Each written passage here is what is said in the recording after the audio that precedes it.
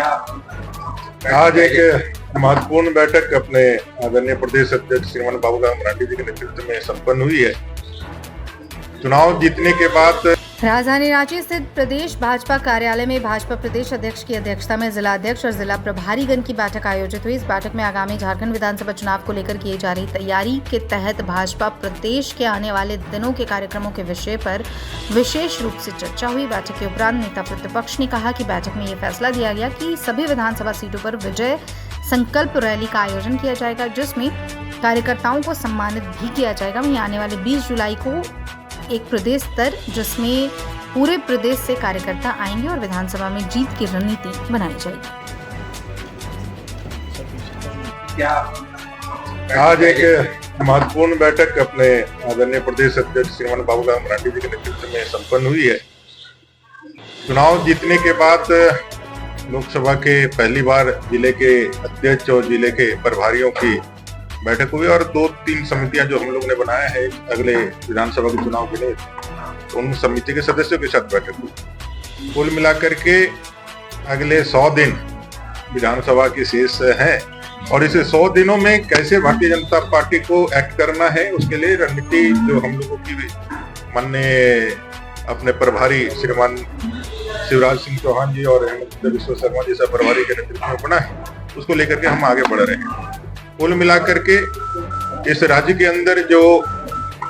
तत्कालिक समस्याएं हैं, स्थानीय समस्याएं हैं, चाहे वो पानी है, वो बिजली हो, चाहे करप्शन हो, चाहे फिर जो दुष्कर्म और हत्याएं हो, लॉ एंड ऑर्डर की समस्या, उनको लेकर के जिलों में आंदोलन करना।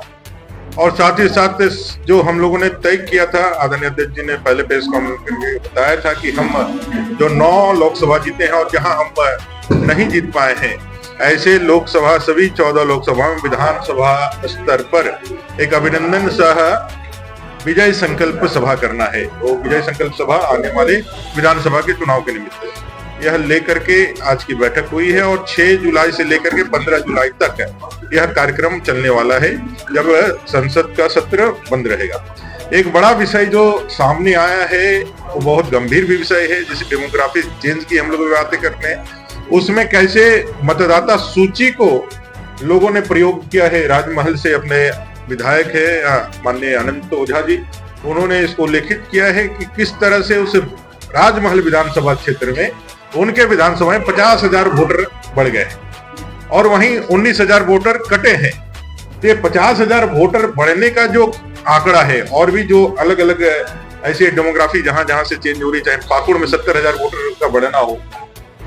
जो 2014 और 2019 में अनुपातिक रूप से 10,000 उस विधानसभा में बढ़ने का होता था, वो 2019 से 2024 में 50,000, 60,000, 70,000 यह जो मतदाता सूची में नाम बढ़ा है।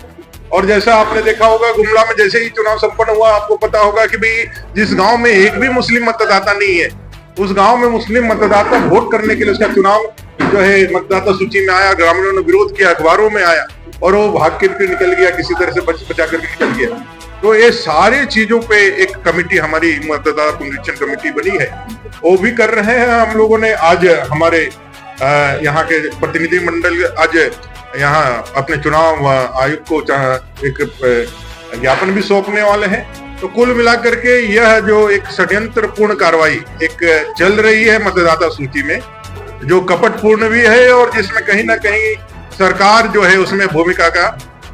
जो संदेहास्पद भूमिका का है, इसमें किसके कारण से हुआ है, डिलीटेड मतदाता जो जीवित हैं उनका नाम डिलीटेड हुआ है, ये सारे विषयों को लेकर के भी चर्चा हुई और इस पे भी हम लोग कार्रवाई करने के लिए आगे बढ़ रहे हैं। तो कुल मिलाकर के आज की बैठकों में आगे की जो हमारी 1 महीने की रणनीति कार्यक्रम है, उसको लेकर के बैठकें हुई है। 20 तारीख को 20 जुलाई को एक विस्तृत कार्य समिति अपना होगा पूरे राज्य स्तर का, जिसमें 25,000 हमारे डेलीगेट पूरे झारखंड प्रदेश से मंडल स्तर तक के कार्यकर्ता आने वाले हैं। तो ये कार्यक्रमों की तैयारी के निमित्त आज की बैठक।